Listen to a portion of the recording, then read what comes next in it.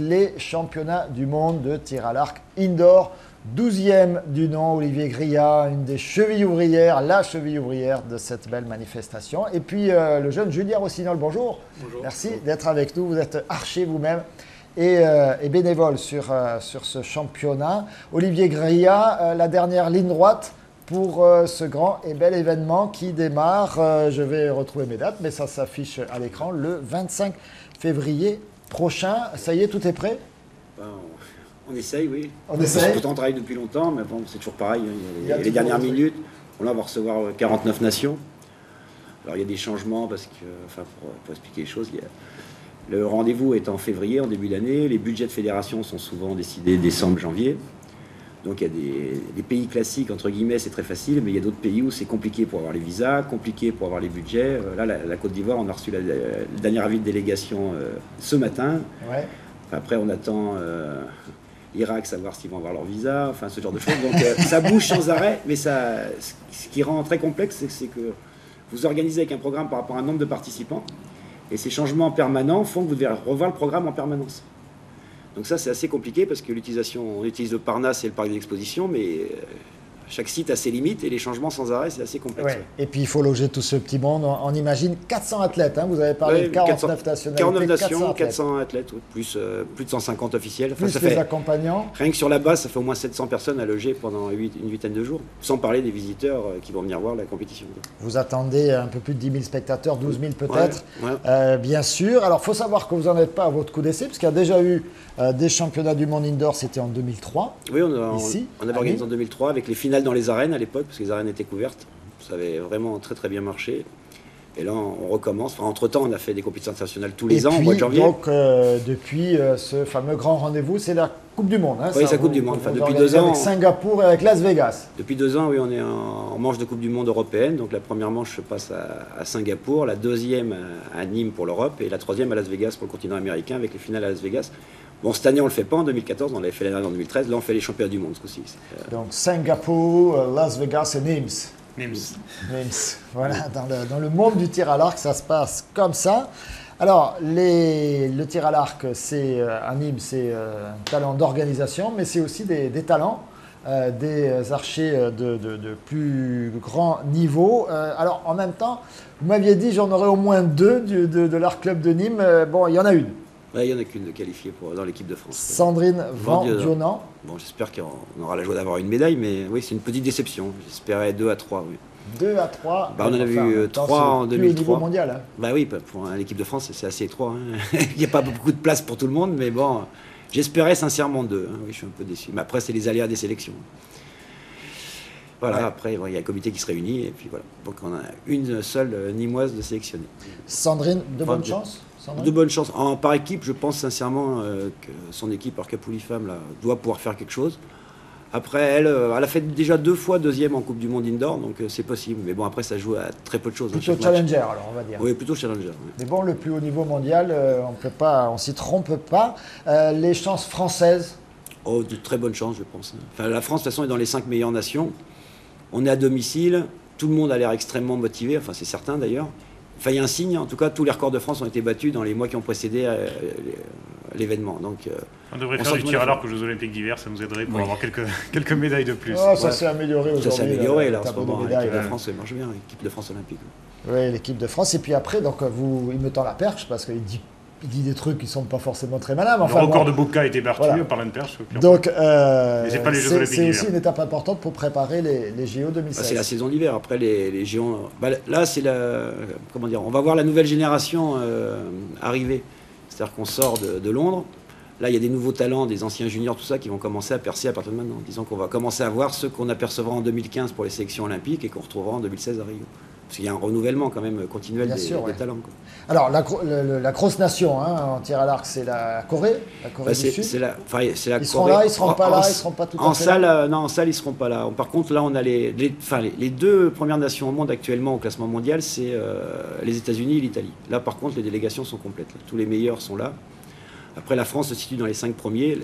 La Corée est extrêmement forte dans la discipline olympique pure. Après, sur l'ensemble des classements, ils sont dans les 3 premiers en permanence, mais ils sont pas. Mais les 2 grosses nations les plus fortes là, pour la salle, c'est l'Italie et les États-Unis. Et là, ils sont au complet. Il y en a la Russie aussi qui est au complet. Alors, Julien Rossignol, il ne va pas tirer cette année, pas encore. Il est trop jeune. Vous êtes dans quelle catégorie d'âge? Moi, je suis donc chez les seniors, chez les adultes, mais bon, cette année, je n'avais pas le niveau pour y participer. Voilà. Après, il y aura d'autres archers français qui ont vraiment de bonnes chances de médaille, je pense. Mais Julien a une bonne carrière derrière lui parce qu'il est membre de l'équipe de Division 1 de l'Art Club et il avait remporté le championnat de France en 2010 par équipe. Ils ont gagné la Coupe d'Europe à Izmir en 2010, il était dans l'équipe aussi. Et il avait participé aux Jeux de la jeunesse à Singapour en 2010 aussi. Là, depuis un an, c'est vrai qu'il a les résultats un peu plus en baisse, mais enfin, il se consacre un peu plus aux études. Alors, il va falloir retrouver un second souffle. Oui, il faut choisir. C'est le sport ou les études, ils font des erreurs des fois, les jeunes. Ils choisissent d'étudier. Enfin, vous voulez pas trouver un travail aussi tant que vous y êtes? Non, mais attendez, où va-t-on? Je vous taquine, bien sûr. En tout cas, un travail, vous l'avez trouvé pour la quinzaine qui vient. C'est pas forcément très rémunéré, attention, c'est pas facile. Mais vous allez donner un coup de main, vous allez faire quoi? Alors moi je m'occupe sur ce championnat de tout ce qui est la communication numérique, c'est-à-dire tout ce qui est le site internet, Facebook, Twitter. Donc voilà, tout ce qui va nous permettre de promouvoir l'événement auprès des internautes et de les attirer, de leur montrer ce qu'est le tir à l'arc et de les faire venir à Nîmes pour l'événement. Effectivement, vous m'avez dit il y aura près de 200 bénévoles. Oui, une grosse équipe de bénévoles, bah oui, forcément. Enfin, c'est une équipe qui est rodée, hein. On fait un événement depuis 97 tous les ans. Hein. Donc c'est une famille, quoi. Alors il y a des gens du tir à l'arc de Nîmes, il y a des gens du tir à l'arc de l'extérieur de Nîmes, puis vous avez des gens de Nîmes qui n'ont rien à voir avec le tir à l'arc, mais qui aiment bien montrer Nîmes sous son meilleur jour au monde entier, donc qui sont passionnés de ça. Donc c'est une équipe. À la fin de chaque événement, ils disent que plus jamais ils voudraient vivre ça. Plus jamais, parce que non, c'est trop dur. Et 3 mois après, ils viennent tous avec une idée pour améliorer les choses. Pour faire mieux la fois d'après. Ce que je tiens à signaler, c'est que la billetterie est accessible sur Internet, sur redis-moi, sur le site donc www.nimarcherie2014.com. Ouais. Et il y aura une billetterie bien sûr au Parnasse les jours même de la compétition. Donc il y aura la possibilité d'aller voir, on voit quelques images ici, hein, des événements déjà organisés. Nîmes Archery 2014. C'était des images de la Coupe du Monde de l'année dernière. C'était la Coupe du Monde de l'année dernière avec beaucoup de spectacles dans les tribunes et évidemment sur scène.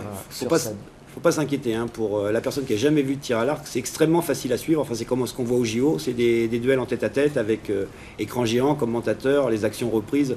Enfin, tout le monde suit et le suspense, on le vit très facilement, quoi. Il n'y a pas de risque, pas de flèche perdue Bah non, parce que sinon, je vois pas ce qu'ils font le championnat du monde. Non, ils vont pas commencer le tir à l'arc est un sport chez les assureurs qui n'est pas classé à risque. Ouais, ça va. Non, c'est tous les sports dangereux en général. C'est pour ça, en fait. Il hésitait à venir. On respecte bien les règles de sécurité. Tant qu'il n'y a pas de contact, il n'y a pas de genou cassé, il n'y a pas d'épaule arrachée. Là, il est rassuré. Il va venir. Il va venir en famille même. Voilà. Peut-être. Bon, et puis choisissez la tribune qui est. Oui, il n'y a pas les gradins derrière. Je voilà. mettrai tout à mot là. Vous inquiétez pas, des cages. tout est calculé. Non, rassurez-vous, ce sont des grands professionnels. Il n'y a pas de souci de sécurité. Il n'y a que du spectacle, que du bonheur. 25 février, dimanche 2 mars, il se passe des choses tous les jours. Les finales, évidemment, j'imagine. Le plus, les points d'orgue, entre guillemets, c'est la cérémonie d'ouverture mardi soir à 19h et les finales vendredi, enfin les demi-finales le vendredi et surtout les finales samedi dimanche. Finale samedi dimanche. C'est ce qui est après les qualifications, c'est un peu, enfin c'est les spécialistes qui viennent suivre ça parce que vous avez des centaines de tireurs qui tirent en même temps. C'est plus difficile à suivre. Il n'y a pas le système d'écran géant, c'est impossible pour reprendre sur des centaines de personnes. Donc le plus spectaculaire, le plus facile à suivre, c'est ce qu'on a vu sur les images. Là, c'est les duels. Les duels, donc demi-finale. C'est les médailles de bronze, les médailles d'or, les choses comme ça, quoi. On va écouter quand même. Il était présent lors de la présentation de ces championnats du monde. C'est Philippe Bouclé, président de la Fédération française de tir à l'arc. Vous êtes toujours vice-président, vous également, de cette fédération. Oui. On écoute votre président, donc Philippe Bouclé. C'est au micro d'Olivier Michel. Forcément des attentes fortes, d'abord parce que tout le long de la saison, nos athlètes ont montré qu'ils étaient capables de briguer les premières places. Donc chez les hommes, Jean-Charles Valadon a une chance de médaille, alors je ne me risquerai pas à donner un nombre, parce qu'on voit à l'exemple de Jason Lamy-Chapuis qui était pour tout le monde une médaille potentielle loupe. Donc c'est ce qu'on appelle la glorieuse incertitude du sport.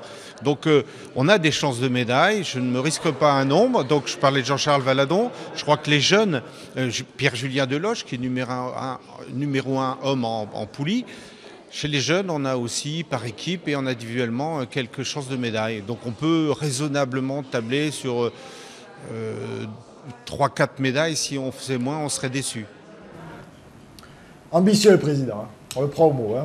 On viendra pointer. C'est réaliste. Hein. À l'issue de ce championnat. On est classé sur les 5 meilleures nations. Maintenant, ça peut être comme en 2003 à l'Euphorie, où on en avait fait 5. Ça peut être la catastrophe, il n'y aura que des places de 4e, hein, ça arrive aussi. Hein. C'est la glorieuse incertitude du sport. Vous avez bien entendu. Philippe Bouclé, voilà, la glorieuse incertitude du sport. Elisabeth Weder, vous animez le centre ornithologique du Gard et vous organisez le 21 février une sortie nocturne. Oui. Non, mais la dernière sortie nocturne de Patrick Palais, c'était en boîte de nuit. Donc, là, oui, mais bon, c'est pas tout à fait la même chose. Non, hein, c'est pas ça. Il y avait des drôles d'oiseaux aussi. Il y avait peut-être des drôles d'oiseaux, mais c'était sûrement des nocturnes, mais peut-être pas les mêmes que ce qu'on va vous présenter nous. On fait une soirée sous l'égide de Nîmes Métropole, puisque ça concerne le dispositif des animations sur les communes de l'agglo de Nîmes Métropole. Et on sera donc ce vendredi soir à la maison de la Garrigue à Marguerite pour vous parler des chouettes et des hiboux. Ouais. Ces oiseaux, effectivement, aux mœurs nocturnes qui commencent à être actifs quand nous, on commence à plus l'être. Non, quand Patrick Palais sort. Quand je me réveille. Voilà. Et qui sont assez méconnus du fait, justement. Alors, comment on va les voir, tous ces oiseaux nocturnes. Parce on que va les si voir. on les éclaire, on les voit. Alors, on ne les verra pas, parce qu'on peut les entendre éventuellement, mais le principe de la soirée, c'est surtout une présentation des différentes espèces de chouettes et des hiboux qui habitent dans le département du Gard. À quoi ils ressemblent, une espèce de petit diaporama de présentation avec un petit trombinoscope de ces messieurs et de ces dames chouettes et hiboux pour vous montrer à quoi ils ressemblent avec leur chant évidemment.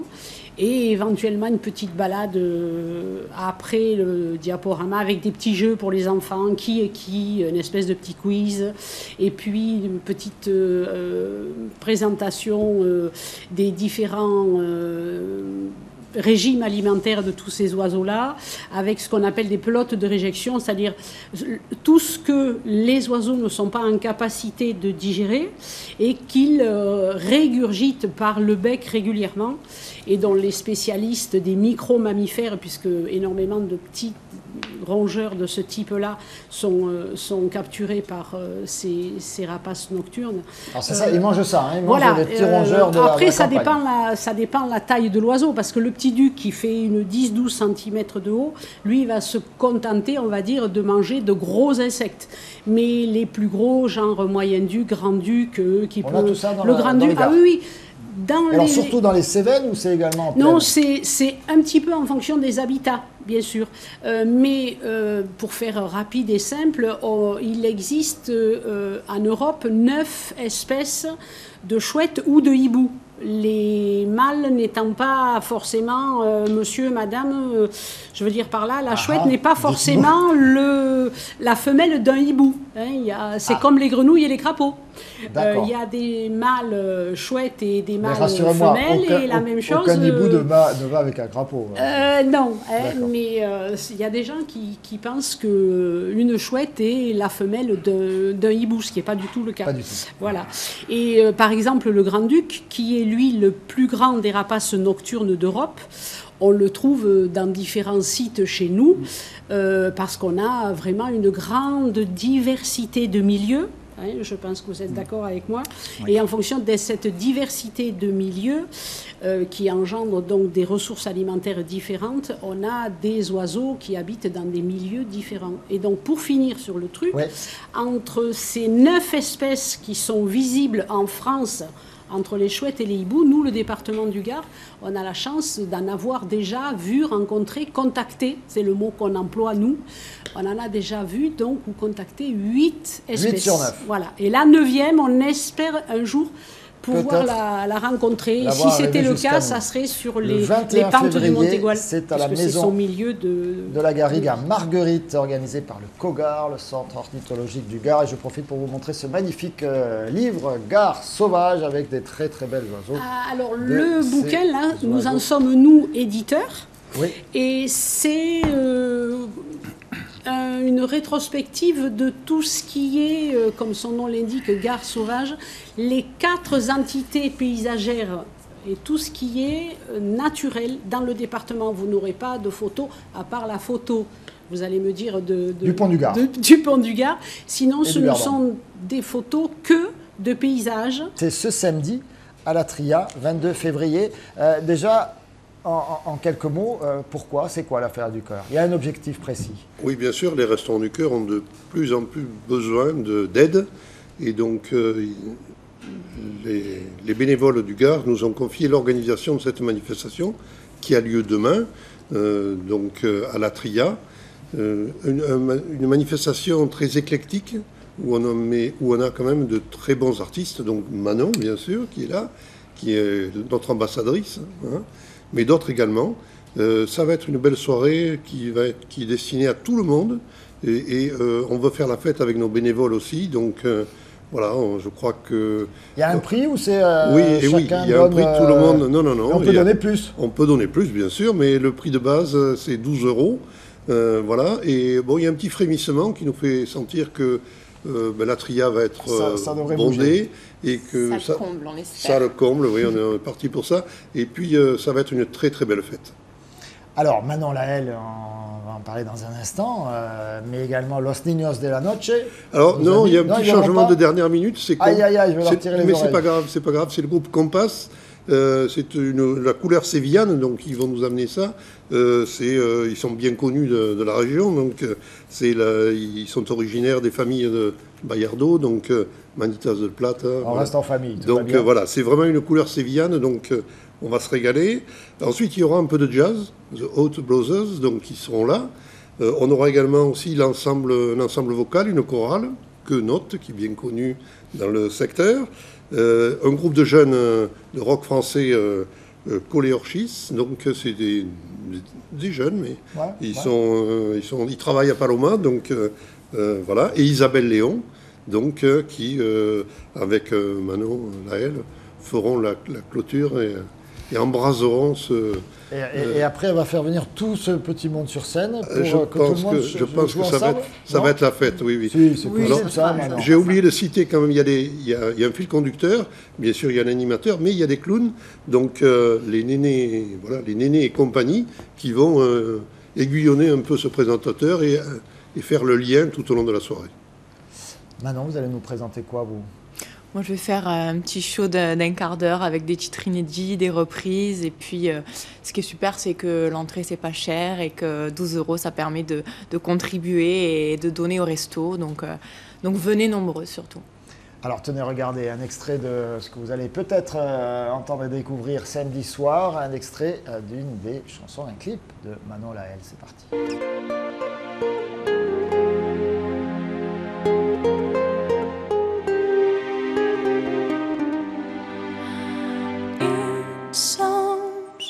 Like a blows unwilling jester, day by day there is set out.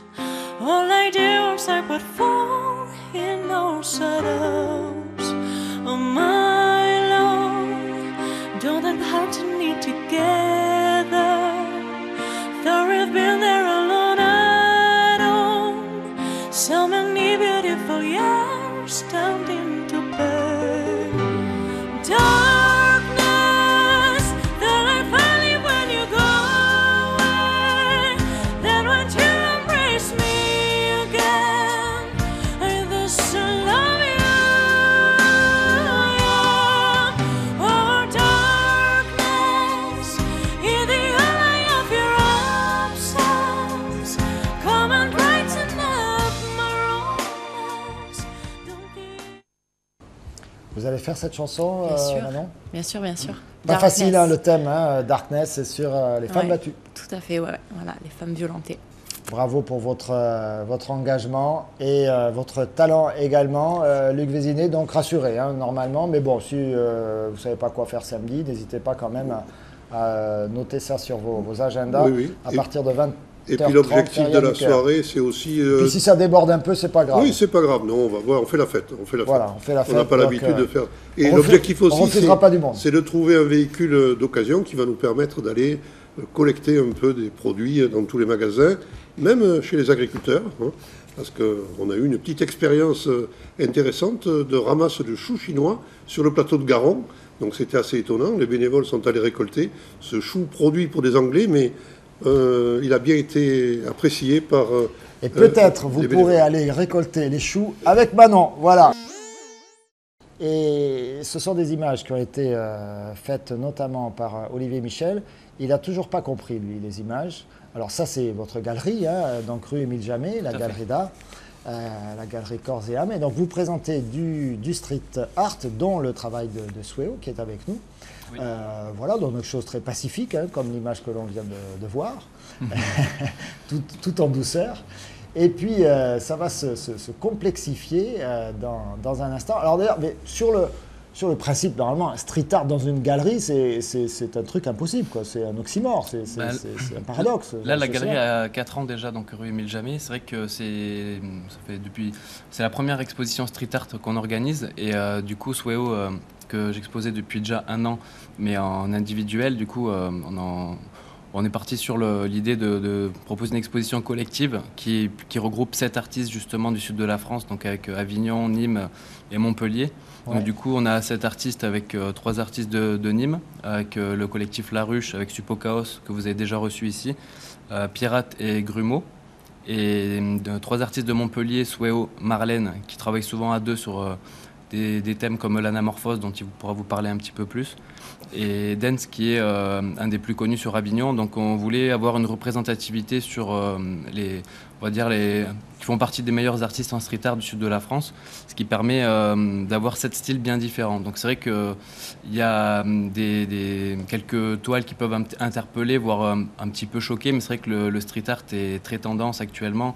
Il y a beaucoup de galeries, maintenant c'est devenu institutionnel. Vous avez des musées aussi qui font rentrer le street art depuis les années 80 avec Case Haring aux États-Unis, Basquiat, tout ça. C'est vrai qu'il y a une tendance qui fait que moi j'ai toujours adoré le street art depuis que je suis galeriste, mais ça fait 1 an qu'on pensait à vraiment faire rentrer le street art en galerie, et Sweo donc m'a épaulé sur cette Sweo, première vous sentez édition. Un peu institutionnel? C'est lui hein, qui m'a tendu la question. Peut-être pas aller jusque-là quand même. Non, pas du tout. Non. Nous, c'est un peu ça. Nous, ça fait pas longtemps qu'on commence à exposer aussi en galerie. C'est vrai que le graffiti, comme on dit, ça n'a pas trop sa place en galerie à la base. Ça y est venu au petit à petit parce que faut bien qu'on monte notre travail quelque part. Donc voilà. Mais non, après, on essaye de travailler sur pas mal de choses, de nouveaux trucs, de nouveaux concepts aussi. Dans le street art, là, on fait, comme Lou disait, des anamorphoses. Donc, on a ramené pas mal de photos, parce que c'est des choses qu'on ne peut pas ramener en galerie aussi. C'est travailler sur un angle, ou sur un sol, ou un plafond. Alors, on va le voir, ça, on va voir ces images-là. Ouais. Donc, alors, même sur place, c'est difficile à comprendre, mais alors, à la télé, ça devient vraiment compliqué. Là, on est, vous utilisez le lieu. C'est ça. En fait, on utilise le lieu, voilà. Donc, suivant les endroits, donc par exemple là c'est un angle, un petit peu le sol aussi pour pouvoir le remettre en avant. On utilise un peu tous les supports, tous les trucs, de peindre dessus, essayer de les faire fondre et de laisser un petit peu apparaître l'arrière pour vraiment le faire sortir du mur. Donc c'est un peu comme de la 3D à plat, on va dire sur un mur à plat, mais là par exemple, si on s'arrête sur cette image, là c'était le sol. Voilà, on a l'angle du sol et du petit mur. Trait qu'on voit là. C'est ça, c'est la cassure. C'est le sol. Hein, c'est ça, exactement. Mais avec le recul, en fait, on a l'impression que c'est comme une sculpture au final. Voilà, donc c'est un gros travail de trompe-l'œil. Manon, vous aviez une question? Non, du tout. Une remarque? J'admire. C'est beau. Effectivement, hein, c'est un travail assez impressionnant. Si on s'arrête là aussi cette image, alors à force de la regarder, on voit qu'on a le coin du mur. Hein, voilà, on arrive à voir le coin derrière. Bon, là, on a travaillé, on a essayé de représenter un tableau avec les choses qui sortent de l'intérieur. Mais en dessous, on voit bien l'angle qui part en profondeur. On voit le sol, on arrive à voir le rendu de la perspective et justement l'effet voulu en fait. Donc en laissant justement apparaître des angles qui restent réels et des choses comme ça qui fait qu'on arrive c'est un travail, c'est un travail fait. Alors ce sont des photos qui sont exposées. Oui, bien sûr, pour les anamorphoses. C'est un travail que vous faites finalement, c'est pas du street là, c'est dans des lieux, c'est à l'intérieur. Ça dépend, ça reste dans la rue. Là par exemple, pour la bougie ou la baignoire, c'est des lieux abandonnés. Donc c'était l'ancien hôpital du Gros-du-Roi. Donc on est arrivé là-bas, les murs étaient vierges, donc on a utilisé le lieu tel quel. Mais après, c'est pas des endroits légaux, donc ça reste des endroits quand même illégaux, il y a quand même un minimum Il y a toujours cette dimension-là, un peu d'illégalité dans ce que vous faites dans les œuvres. Comment vous arrivez à concilier? De moins en moins, parce que c'est plus trop du vandal non plus. C'est vrai que le vandal, après, c'est encore un autre esprit. C'est autre chose. C'est autre chose, ça se passe plus la nuit que la journée. Nous, on essaye de se poser un peu plus, de réfléchir, d'essayer d'avoir un concept derrière, enfin, du moins d'essayer de travailler quelque chose de joli. Et c'est vrai que on prend notre temps, on a besoin de ne pas devoir regarder derrière nous toutes les 2 minutes pour voir si quelqu'un va arriver ou quelque chose comme ça. C'est une voiture avec une lumière. C'est ça, exactement. Donc on essaye de trouver des endroits qui restent abandonnés, où on sait qu'il n'y a pas grand monde qui vient. Ça nous laisse le temps de pouvoir faire ça. Puis on a avec du matériel quand même, on a la caméra, parce que ça se travaille, l'anamorphose en fait ça marche que d'un point fixe. Ah oui. Donc si on se décale sur la droite ou sur la gauche, tout bouge. Donc du coup, on est obligé d'avoir cette caméra à un point fixe pour travailler ça au fur et à mesure. Et voilà. Sweo, son travail est visible à la galerie Corps et Âme, rue Émile Jamet, ici à Nîmes. Jusqu'à quand? Alors, ce sera jusqu'au 28 février de cette année, mais chaque année, à partir de... Voilà, là, c'est la première édition. En janvier-février, on va essayer de perdurer cet événement-là. Là, on n'a jamais eu autant de monde. C'est vrai que sur le vernissage, il y avait plus de 400 personnes. Donc, c'est vrai que le street art attire. C'est vrai que voilà. Donc, je pense et là, pour le coup, c'était du street art parce que 400 dans la galerie, ils ont débordé. Là, ouais. Ils étaient dans la rue. C'était un événement très convivial aussi, populaire, très agréable. Donc, c'est à voir.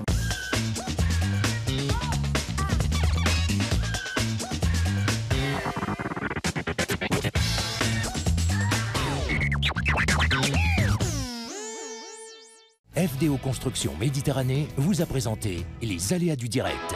Avec FDO, ensemble, bâtissons l'avenir.